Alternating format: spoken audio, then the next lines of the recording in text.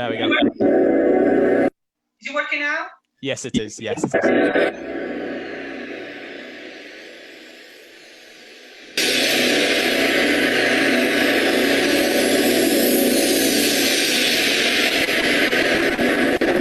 To be perfectly honest, I really don't know. No, I couldn't differentiate them from any other type of engineers. Civil engineer, maybe holding a clipboard, slightly a bit geeky.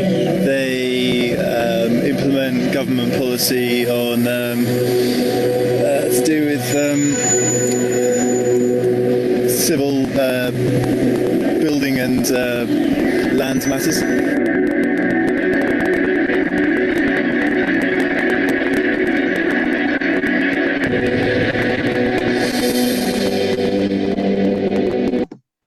So that was the video. Tell me if you still have problems seeing my presentation again. And do you see now my presentation, Alex? It's still on the video now. Maybe if you stop sharing again and then go back to the other one. Don't worry. Now is it better? Yeah, I can see that again. Okay, fantastic. So, as you can see, not many people know what civil engineering does. So if you're one of them, don't worry, it's kind of normal. So, broadly speaking, there's several branches of engineering, okay? I have listed here a few. There's some more, but so civil engineering includes a lot of drawings and a lot of talking to people and computers and planning and construction management. So never see an office, a site, not to go on site, but there's a lot of work done in the background, modeling with very powerful computer and very difficult software. Then there's some structural engineering is one of the branches of civil engineering. And for example, this is the New York skyline. None of the skyline would be ever possible without civil engineering, without structural engineering in the specifics. My expertise is in structural engineering. It's actually in bridges, the bulk of it, but obviously I haven't shown pictures here. And then there's geotechnical engineering, anything to do with ground, earthworks, mining, tunneling. That is into the realm of geotechnical engineering. Here I'm showing a very big cutting with a problematic area. Then there's obviously transportation, roads, airport, railways, trams, anything like that. That's all about civil engineering. The bulk of it is civil engineering.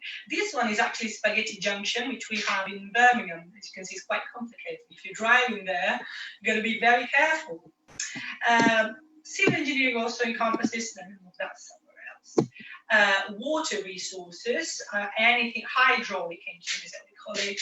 This is the Three Gorges Dam in China. So dams, aqueduct, water management, that's part of the hydraulic engineering, as well as environmental. Now here I'm showing a water purification facility, water management facility, but environmental is all about landscaping, big river diversions, canal, and that kind of stuff, canal. Okay, so perhaps that helps a little bit, to understand what civil engineering is. There's the clear cut between one branch and the other is not always that easy, and therefore some projects have a little bit of structural engineering, a little bit of geotechnical, and in here there's nothing related to, say, the oil industry, but it's a lot.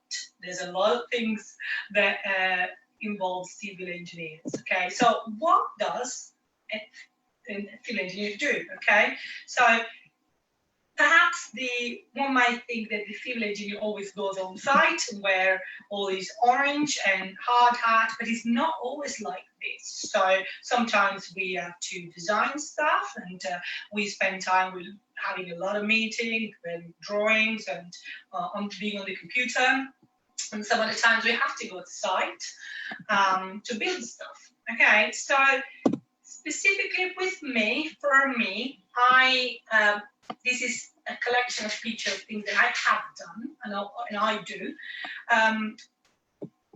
I spend a lot of time in meetings. Okay, I talk with people about my ideas and their ideas. And is everything okay there with the audios and videos experience?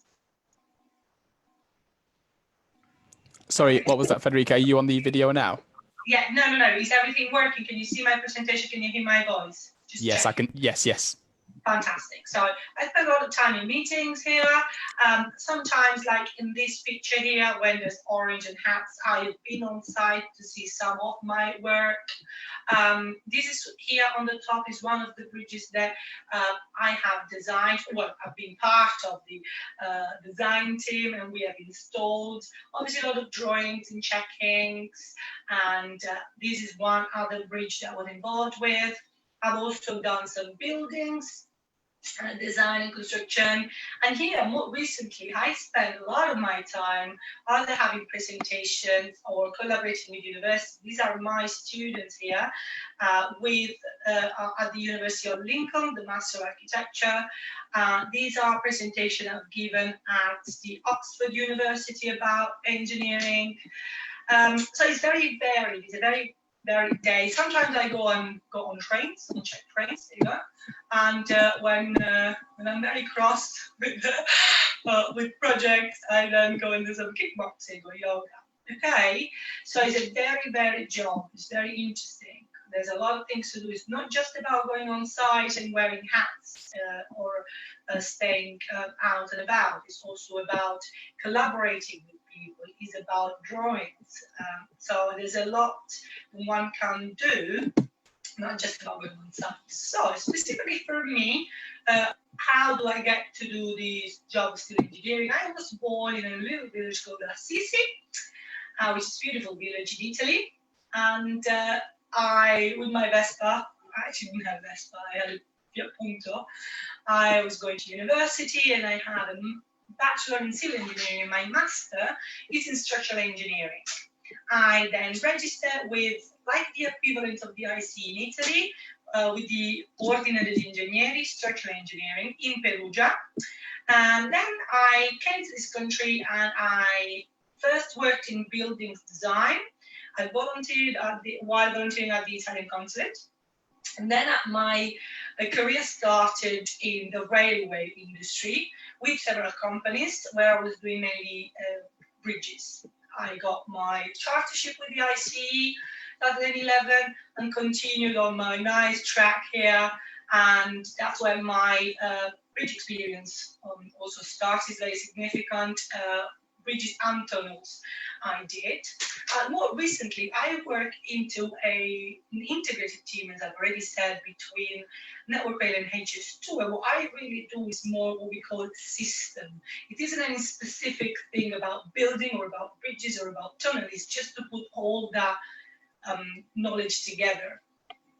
And as I said, I collaborate with Lincoln and Oxford University to do things like now, basically, giving presentation. Now, this one, I've put here a little bit of how, if one is interested in getting to become an engineer, how one can do that. Okay, so I'm not going to go into the details of how in this country it's possible to become an engineer, but obviously there's several routes, either by an apprenticeship or by a work, if you want to be working, if you want to go to college, or if you want to go to university. Okay, obviously it implies having a lot of math and physics knowledge and background and liking those subjects, but as you can see, there's a lot of teamwork, there's a lot of communication, there's a lot of drawings, so it's really broad in terms of how one, what one does within the job. Now, in my promo video, I asked a question. I don't know if you remember here my video, and that was my little bridge, and I was asking, how do we renew a railway bridge when there are trains running under or over it? This was my question. Now, obviously, if we had a more interactive session, I could be bouncing ideas off you and understand whether you did have some chance to think about it and how you do things, but obviously this is not possible in this format. So I'm just going to show you one of our bridges, a bridge one that I have worked on. Obviously it takes quite a long time to plan and to design and even to construct. So what the video I'm going to show you is about only the bridge deck installation. This part is called the bridge deck. not necessarily about these. Okay, so this is the bridge. It's called Allsworth Broad. It's into the East Midlands near Nottingham. It's called in an area called Ilkeston. And it actually won an award from the ICE. It's won an award for collaboration. And there you go. So I'm just going to show you a video of how we've installed this particular bridge. And there's lots of other ways of installing a bridge, but this is one. So let's see, hopefully this time you can see the video without having to swap screen. Alex, let me know if you are now seeing the screen. With I can, yes. It's a little bit fuzzy, Federica. I don't know. Let me just stop sharing it again and then try again. It might be just the connection a little bit. Okay. Do you want to try sharing it again? Yeah, so I have clicked those optimize screen things. Let's try now. How does that work? Yeah, I can see that now. That's perfect. That's brilliant. There you go.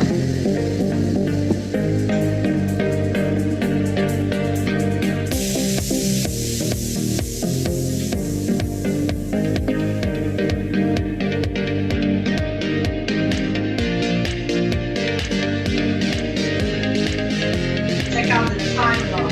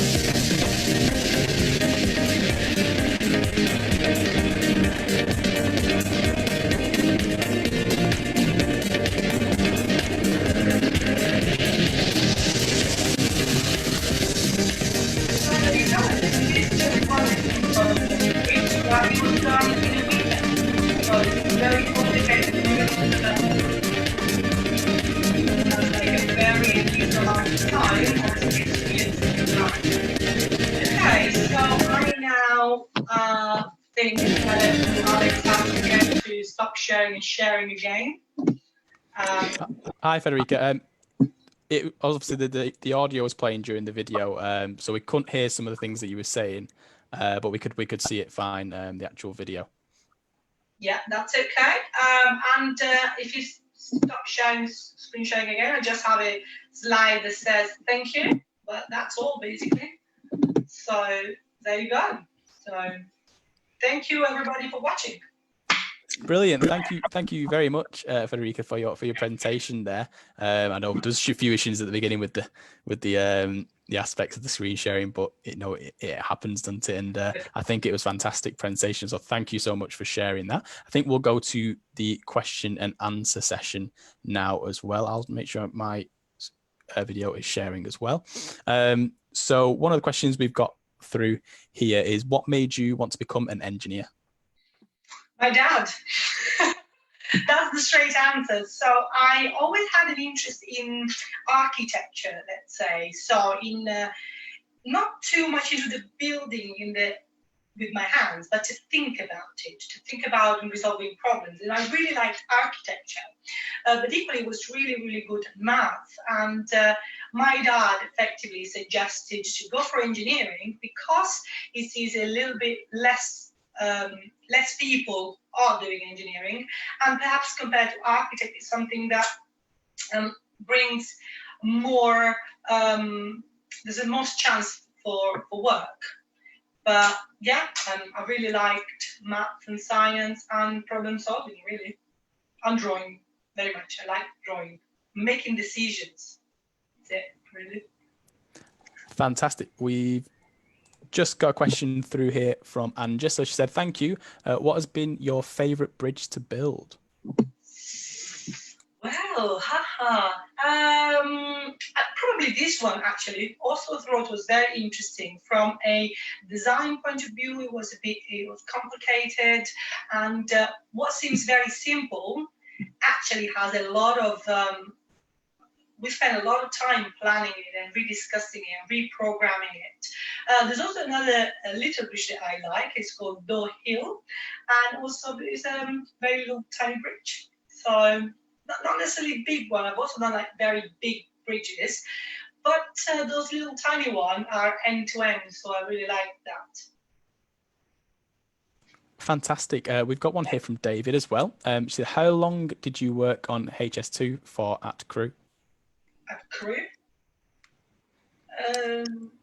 I'm not sure if that's the place where they think that you worked on it, but how long did you work on it for? Okay, so I'm currently also working on the HS2 schemes. I've been working on the HS2 schemes for the last 4 years. As I said, I'm in an integrated team, Network Rail and HS2 team on a project that we call On Network Works. So it's an interfaces project where HS2 and Network Rail have to work together. For about 4 years now. Right, I got you there. Yeah. Fantastic. The next one we've got is what fun and exciting things do you do on your job? And that's from Monica. Okay, so all depends really of one defines what is fun exactly. For me, I really like, for example, going into schools and talking to children or to university students. I also really like going on site. I really like to see big cranes being installed, and then there's always a last minute thing that doesn't quite go well, and then we've got to sort it out. But also we have a lot of fun when we win awards, and we have to go on a very elegant dinner and with all these sparkles, and then we've got to go on the stage and get the award. That's also really nice, you know. Always getting all the nice, elegant dresses. I like that very much. That does sound very nice. Perks to the job, isn't it? Definitely a perk, yeah. So from Toby, we've got another one here. It's what was the longest time you have made a bridge in?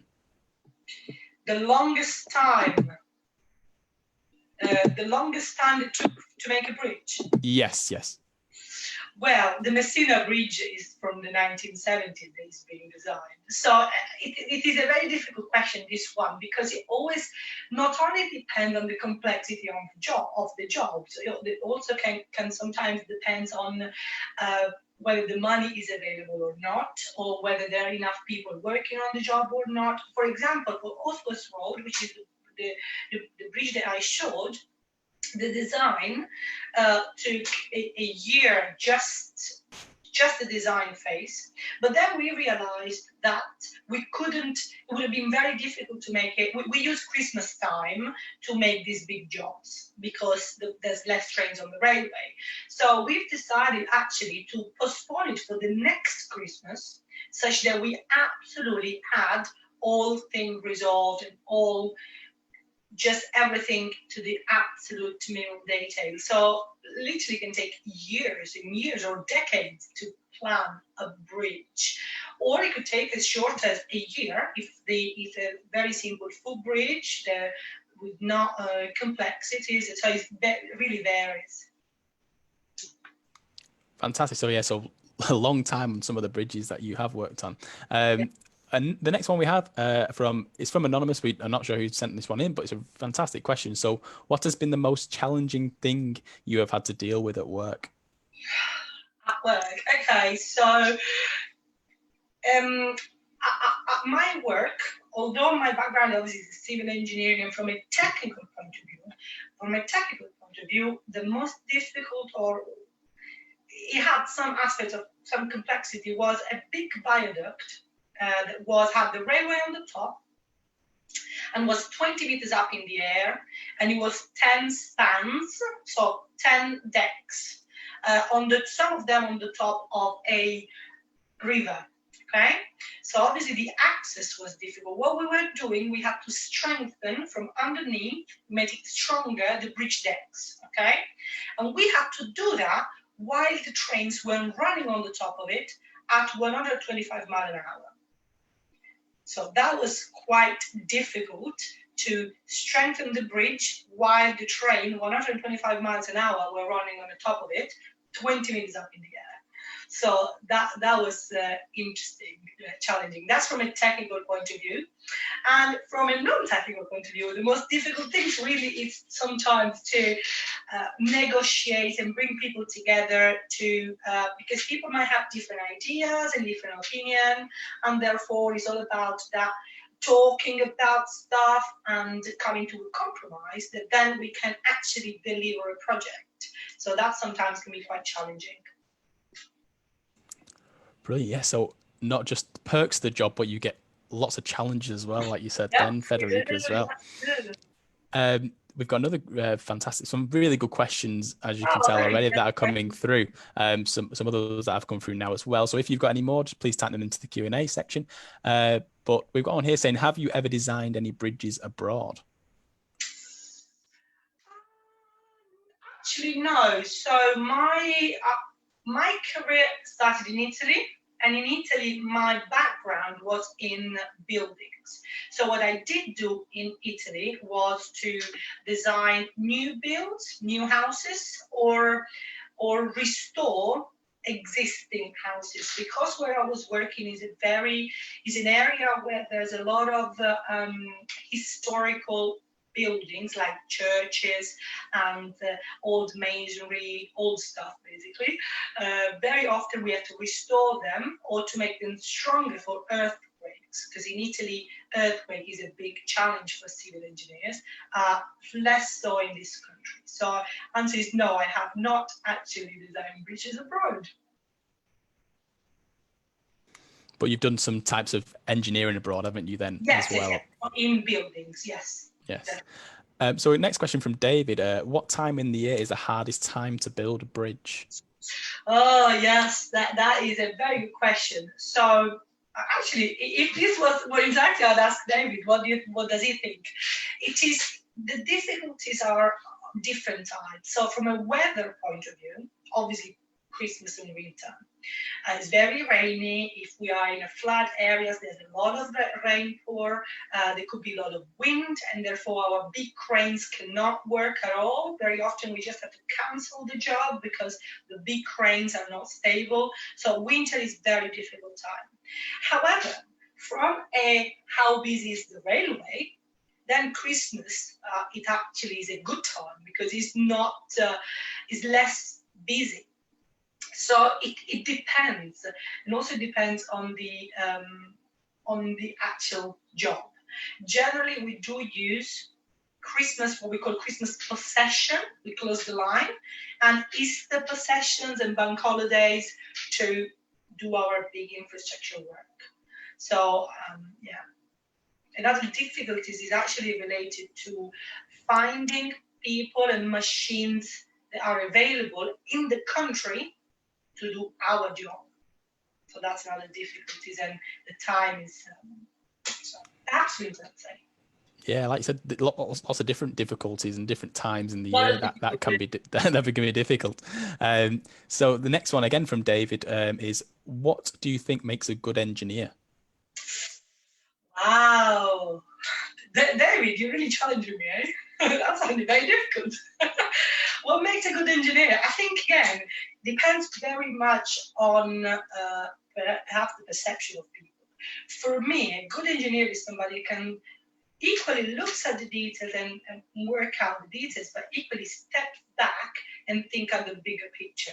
So whilst it's important to know your technical stuff and your details and your drawings and having that under your belt, absolutely, one also has to be able to lead a team, to understand the people that one is leading and to understand how they work, because coming to a compromise and delivery is very much about teamwork. So if one is very, very good at the drawings, but not good as a team worker or a team leader, then it's very difficult to be a good leader, good manager of people. Fantastic. So the next one we have from Anja is, what was the shortest bridge you've ever built? The shortest bridge. This is a very good question. So there is a, I actually don't remember exactly what it is, but there is after a certain length of going back like this, a bridge can become, depending where it is, a culvert. Okay, so I think it's about 3 meters. There is that type of, beyond 3 meters is a bridge, below than 3 meters is just kind of a step. And I think that was about 3 meters, just covering up effectively the top of the subway. Yeah, it's still called a bridge, but it's like a little roof. 3 meters. Wow, yeah, so very, very short indeed. Yeah, I don't think I've seen a bridge that short before as well.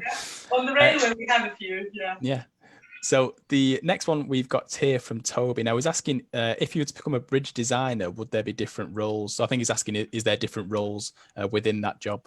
Yes, so definitely. So bridges themselves are of a different type. So obviously we're talking about a subsection of structural engineering. And say, for example, if you were interested, I was once offered a PhD from Nottingham University, and that one would have been on long span bridges, cable supported, and the specialization I was looking at was looking at the dynamic analysis under wind. So, for example, there are bridge designers that specialize in long span cable straight bridges, okay? Those type of bridges. There are other ones that specialize in masonry arch bridges, okay? There's other ones that specialize in what they call precast concrete tension or post or pre-tension. I mean, this is very specific. But yes, there are within the bridge design, there's a lot of specialization. You go on the material or on the company or on the type. Because if you work for the railway, you do a lot of railway bridges. If you work for the motorway bridges. And of course, you can go from one to the other. At the end of the day, you are a bridge designer, but you then get a little bit more expert on wherever you are or you want to go. That kind of helped to kind of answer the question.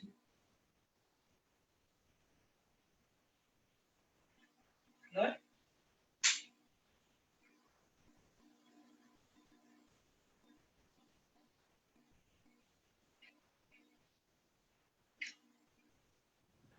Hi, sorry for that, Federica. The internet went a little bit then, just near the end of your answer. I think the video just went a little bit, but I've got you back now, which is great. Yeah, so Toby said thank you. Yeah, that was a great answer then to the question. Also, we've got another one here. So how many hours kind of in the week or in the day do you work? Do you work kind of throughout the night when doing bridges? So this is something. If the question looks at are you guys overworked, it depends. It depends on the job. Okay, so sometimes we just have to just go through with it, and that night we have to work 12, 13 hours because we're on site, because the bridge needs to be installed, because trains must be ready in the morning. Okay, obviously in a safe way. If it's not safe, we stop the job. It's happened. We had to stop the job on several occasions, and we did so. That was 2 hours. In fact, very often it's still the 13 hours and the job doesn't get done. So, for example, if one likes the construction site and going on site, and then there are the shift are 10 hours, 12 hours. But having said that, then you have the 2 days. The day after you don't work. So it is very much about your contract with your employer. Mine is now 35 hours a week. One can have 40 hours a week, 45 hours, and all the shifts, let's say, are organized on the basis of kind of the contract. Okay, so but of course, if one is on site and that particular weekend you're installing a bridge and you as a civil engineer, you're supervising, when you got to pull the 12 hours, 13 hours that are needed. But it's not always like this. And you get the time back, depending on your contract. That kind of helps, kind of clear. Yes, definitely. Thank you for answering that there, Federica. We've got some other questions here from David as well. So can engineers be good managers, and do you have any role models at all? So engineers absolutely can be good managers, absolutely can. There's a lot of perhaps misconceptions sometimes that a person that is just good at math, then he cannot do management. Certainly to be a good manager, it's not really fundamental that you have an engineering background, because there are lots of good managers that are not engineers. But it's also true that because it's so fundamental, the teamwork, particularly in big infrastructure projects, is important to work as a team. So everybody who's an engineer and who has an ambition to then become a team leader must develop those skills about the communication and about empathy and about understanding other and about negotiation and persuasion and that kind of stuff, aside of the technical bridge, the design code, knowledge, etc., etc. That was one part of the question, but the other part, what did he say? Do you have any role models as well? Yeah, so yes and no. I do have people who I admire and I look up to. Perhaps I look up to person A for something, person B for something else, person C for somebody else, really. So there isn't one person that is my everything, but I acknowledge that some people have that skill and I really say, oh, I really want to learn that. And another person has another skill and I really, really want to learn that one instead. Fantastic. Another one from here for Anja saying, what sort of clothes do you wear on site? Is there a kind of specific dress wear? Gloves, yes. So sorry, clothes. Sorry, Federica. Yes. Yeah, okay. So that's probably my accent. No, that's right. So on the railway, we have what we call PPE, which is called personal protective equipment. And we are orange, all orange, high visibility. So have to be visible in the dark. And full PPE includes what we call steel toe boots. Boots that have the top part made of steel. So if something happens to fall on your foot, that it's safe. Then it has orange trousers, an orange top, long sleeves. Obviously depends if it's summer, if it's not summer, several thicknesses. And then we have gloves, we have hats, we have goggles. These are the absolute minimum if you just go on a site visit. And then, depending on the activity that you are doing on site, for example, using very loud equipment, then you have to wear ear defenders. If we are moving ballast, there's a lot of dust, we have to use a mask. Nowadays, we probably have to use a mask for COVID. So then the PPE depends on the activities that you have to do. Fantastic. So yeah, there are kind of specific things that you have to wear when working on the railway. We've had some fantastic questions, so thank you to everyone sending them in, and I hope you've enjoyed answering them there for Federica. The last one I think we'll get to now is, do you have any advice for young budding engineers that are coming through and doing the competition that we are running? Well, it depends for what your advice. I suppose if they're coming through and they're already interested in engineering, is about keeping that flame alive, really. Try and don't be scared about failure. Don't be scared about falling short. That is just part of the learning. So just go through with it, and very likely you're just going to come out the other end. It's just part of the process. So don't be scared about failing. Brilliant. Thank you so much for taking time out of your day to do this for us today, Federica. And thank you again to everyone who has been sending in those questions. I hope you've enjoyed it, Federica, and I hope everyone else has enjoyed it as well. Brilliant. I've just put into the chat there that we've got an online survey if you'd like to complete that after the interview. So yeah, I've posted that in the chat for you to see there. If you hope you've been inspired to take on the Leaders Award competition and start designing some of your own inventions and using our resources on our website, which is leadersaward.com. And please join us for our upcoming interviews as well. We've got lots coming up next week for International Women in Engineering Day, but we're doing a whole week of interviews. So I think that should be good fun for you to join as well. Sorry if we didn't get to everyone's questions, but if you join those next week, we'll get to lots and lots of questions for them as well. So I think we'll end it there. Goodbye, everyone. Thank you. Thank you, everybody. Goodbye, everybody. And thank you for joining. Thank you for joining.